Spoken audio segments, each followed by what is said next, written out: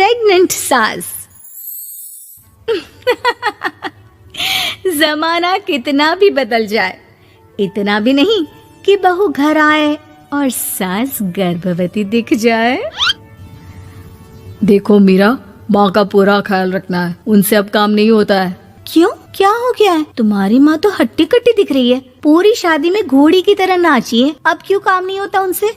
वो माँ प्रेग्नेंट है ना, बच्चा होने वाला है। मैं कभी भी भाई बन जाऊंगा इस साल के अंत तक।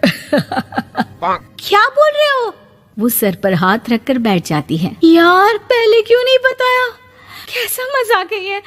झूठ बोल रहे हो ना? हाँ, झूठ बोल रहे हो ना? तभी ससुर की आवाज आती है। बहू, पानी गरम कर दे, तेरी सास को दवाई देनी है।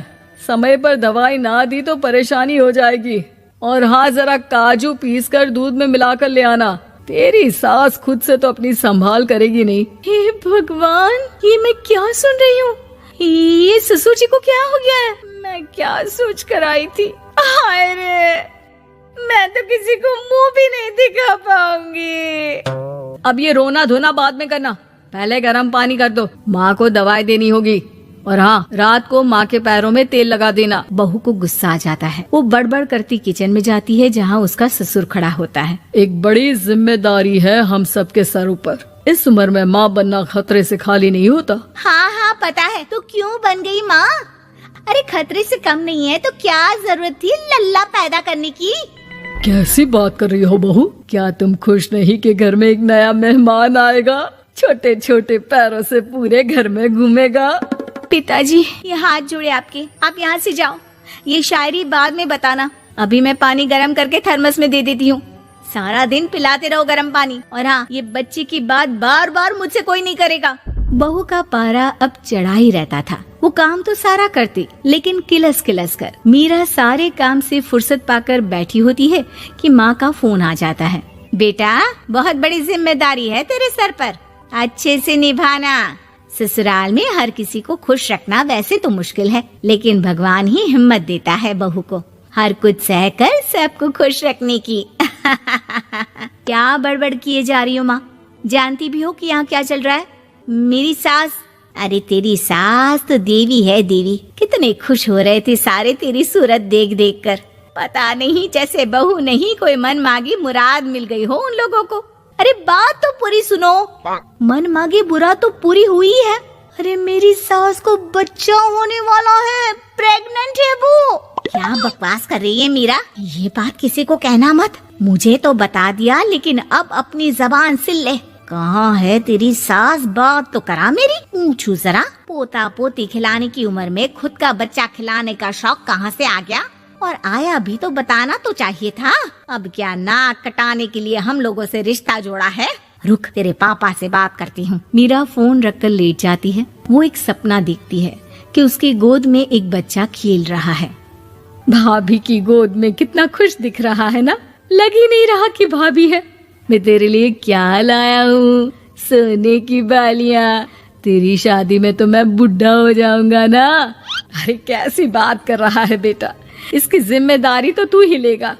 हम लोगों का तो कोई भरोसा नहीं, कब ऊपर वाला उठा ले। बहू को सास को देख देख कर गुस्सा आ रहा था। तभी वहाँ पड़ोसन आ जाती है। अरे बहू, तुझसे तो पूछने से भी डर लगता है कि कब खुशखबरी सुना रही है।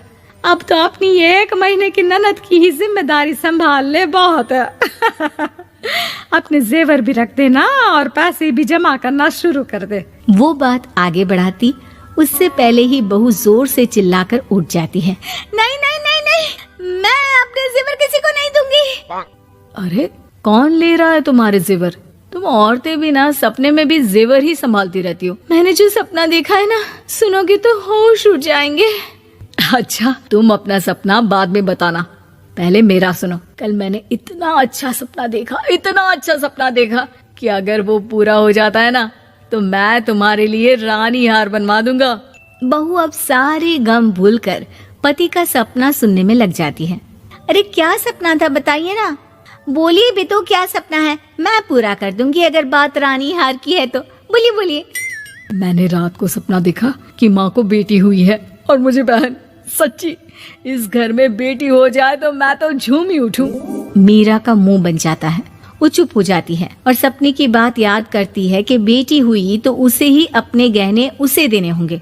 फिर तो रानी हार की जरूरत पड़ेगी ही। भाई लड़की बड़ी होगी, उसकी शादी होगी तो जेवर तो चढ़ाने ही होंगे ना, कहाँ से आएंगे वो। कितने समझदार हो तुम मीरा। मैंने भी यही सोचकर तुम्हारे लिए रानी हार लेने का सोचा था। अरे फूटी किस्मत मेरी जो ऐसा परिवार मिला। मेरे पापा की तो मैं अभी क्लास लगाती हूँ, जो सब जानते हुए भी ऐसे परिवार में मेरी शादी कर दी। बहू पिता को फोन लगाने ही वाली होती है कि ससुर की फिर से आवाज आती है, बहू गरम पानी ले आ जल्दी, थर्मस में खत्म हो गया है। बाद में खबर लेती हूँ मैं पापा की, पहले सास को गर्म पानी दिया हूँ। बहू अभी किचन में काम कर ही रही थी कि मीरा के मम्मी पापा आ जाते हैं। वो हाथ में ढेर सारे फल लेकर आते हैं। मीरा के पिता मीरा के ससुर से कहते हैं, लीजिए भाई साहब, ये फल रखिए, बहन जी को खिला दीजिएगा। वैसे कैसी है उनकी तबीयत? बस पता तो है आपको, ऐसे वक्त में जो होता है बस वही सब। मुझे तो सुनकर बहुत गुस्सा आया था, लेकिन चलिए, भाग्य में जो है लिखा उसे कौन टाल सकता है। डॉक्टर को दिखाए? हाँ, बस डॉक्टर आने ही वाला है। अच्छा हुआ आप लोग भी आ गए। उतने में एक सुंदर सी लेडी डॉक्टर आती है। पेशेंट कौन है आप? अरे नहीं जी, मैं तो बहू हूँ इस घर की। मैं तो अभी सोच भी नहीं सकती पोता या पोती के बारे में, अभी तो मेरी सास ही। अरे चुप हो जाना, देख तो ले, डॉक्टर है ये, किसी के भी सामने गुस्सा फोड़ देती है। डॉक्टर कमरे में जाती है और थोड़ी देर बाद बाहर आ जाती है। पीछे से सास भी निकल आती है। हे भगवान, इतना दुख तो किसी को भी ना दे जितना मुझे दिया है। देखिए बहन जी, आप लोगों को तो ये सोचना भी नहीं चाहिए था। वही तो मैं भी कह रही थी कि आप लोगों के लिए तो सोचना भी गुनाह है, लेकिन अब पछताए होत क्या जब चिड़िया चुग गई खेत। डॉक्टर वहाँ से चली जाती है। मैं माँ नहीं बन सकती, मैं प्रेग्नेंट भी नहीं हूँ। ये कैसे? तुम तो बोल रही थी कि अरे वो गैस का दर्द था और पेट भी गैस से फूल रहा था। डॉक्टर ने चूर्ण दे दिया है, गर्म पानी से फांकना है। मैं अभी लाती हूँ गर्म पानी। अरे मैं तो गीजर ही लगा देती हूँ। हाय रे, खुशी के मारे पागल ना हो